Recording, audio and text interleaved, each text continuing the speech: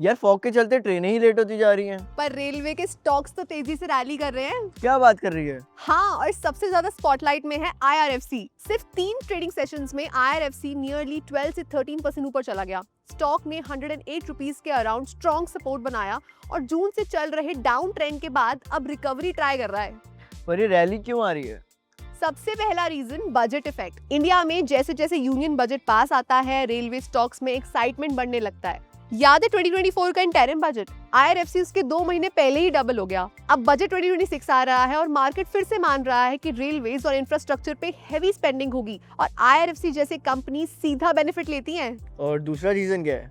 Passenger fears का hike. Indian railways ने announce किया है कि लॉन्ग डिस्टेंस पैसेंजर फेयर्स थोड़े बढ़ेंगे इफेक्टिव 26 दिसंबर 2025 से।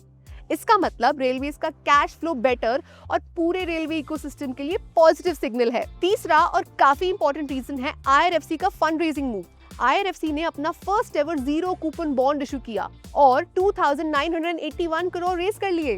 जीरो कूपन बॉन्ड का मतलब सिंपल है, कंपनी आज डिस्काउंट पे बॉन्ड बेचती है, इंटरेस्ट नहीं देती और मैच्योरिटी पे फुल अमाउंट पे करती है। और पता है, रिस्पांस इतना स्ट्रॉन्ग था कि 7500 करोड़ से ज्यादा के बिड्स आ गए। मार्केट को ये सिग्नल मिला कि इन्वेस्टर्स स्टिल ट्रस्ट IRFC। ओह, तो ये रीजंस थे। चौथा रीजन भी है एक्सपेंशन प्लान्स। IRFC अब सिर्फ ट्रेन्स और रोलिंग स्टॉक तक लिमिटेड नहीं है। Company metro projects, port connectivity और PPP प्रोजेक्ट्स फाइनेंस कर रही है। ऊपर से IRFC को नवरत्न स्टेटस मिल चुका है, जिसका मतलब ज्यादा ऑटोनॉमी और फास्टर डिसीजंस। और फंडामेंटल्स का क्या सीन है?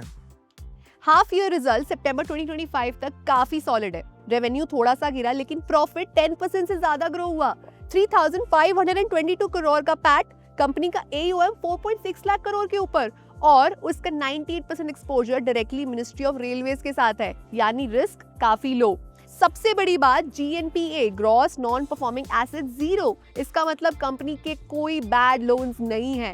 टैक्स लायबिलिटी भी निल है और net interest margin NIM around 1.55%, जो इस टाइप के PSU के लिए काफी स्टेबल माना जाता है। तो ये तो मिक्स्ड रैली हुई। Exactly, budget expectations, policy support, successful fund raising और स्ट्रॉन्ग बैलेंस शीट का नतीजा है। स्टॉक अभी भी जून के हाई 149 रुपीस से नीचे है, लेकिन बायर्स वापस आ चुके हैं। व्हाट? या अगर आपको भी वीडियो समझ में आया, इसे लाइक करे बिना मत जाना and do not forget to subscribe to our channel. IND बनी।